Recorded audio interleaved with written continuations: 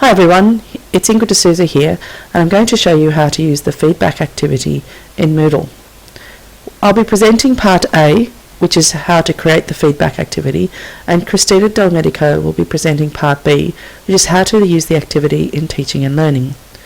We particularly chose the feedback activity for a fully online course which caters for academics interested in teaching online.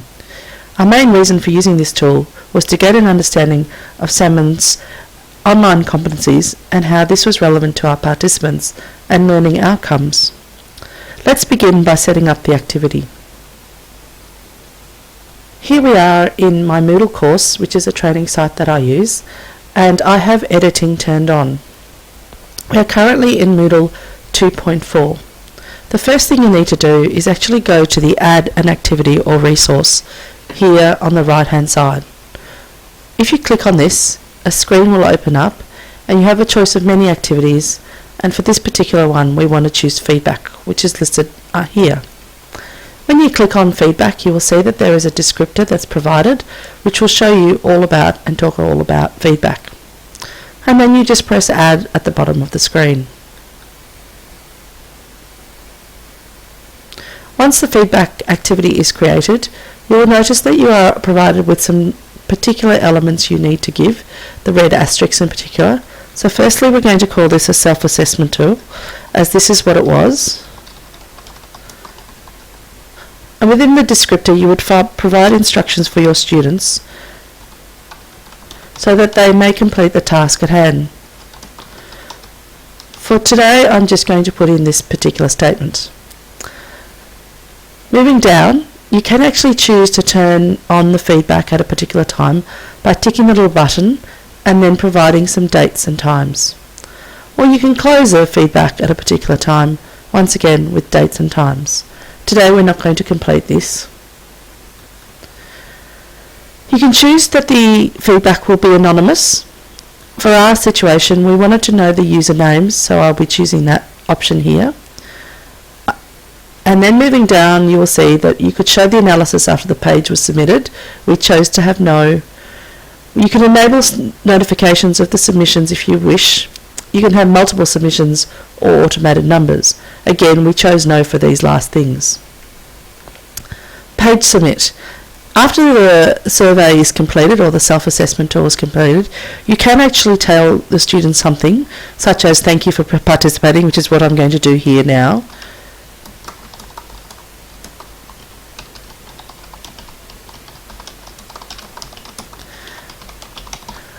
Or you might want to send them to a URL that will be your website or some other activity they may choose to do by just inserting the website in here.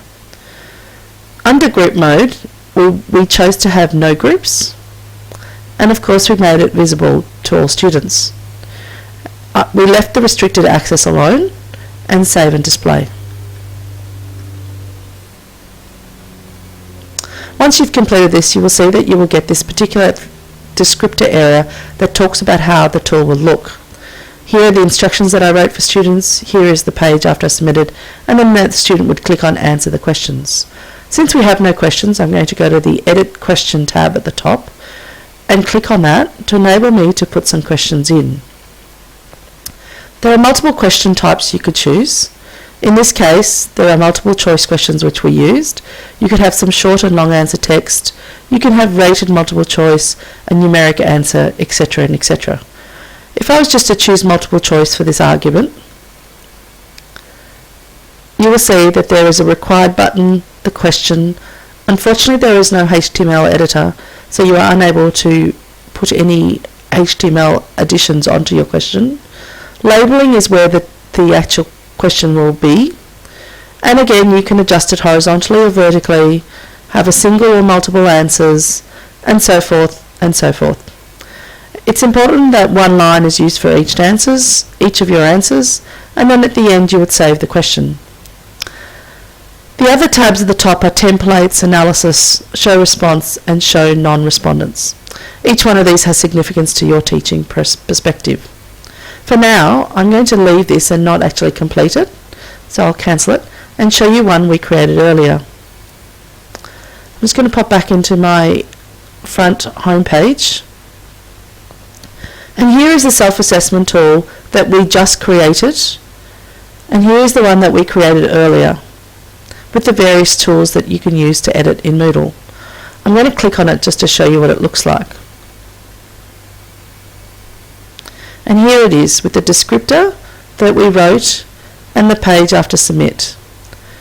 And the edit questions. There were 30 in all, and each one of them was set up in a vertical process, and we actually requested all of them to be mandatory by the red asterisks appearing.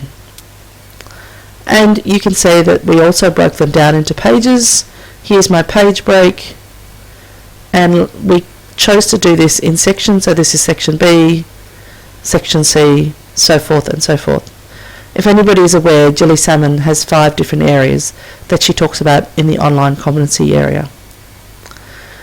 Once the students have completed this activity, you can come back and analyse it, and Christina will show you how to do that shortly. For now, I'll just pause and return you back to my PowerPoint presentation, where some of the reasons for choosing this activity are outlined. You'll see here that we chose it because it was a self-assessment tool for students, and there was no pressure like a quiz. The students completed at their own timing. We like the ability to reuse it as a pre and post analysis of our students. It's different from surveys that are currently in Moodle because you can actually create your own questions. And of course, as I mentioned, it can be anonymous or not. Particularly of importance to us were the various reasons for use, such as audits, the ability to do self-assessment, the ability to take a poll, etc., etc. Moodle.org has these listed, and I hope you take some time to actually go and have a look at the URL and see how you go with the feedback module. I'll now hand over to Christina.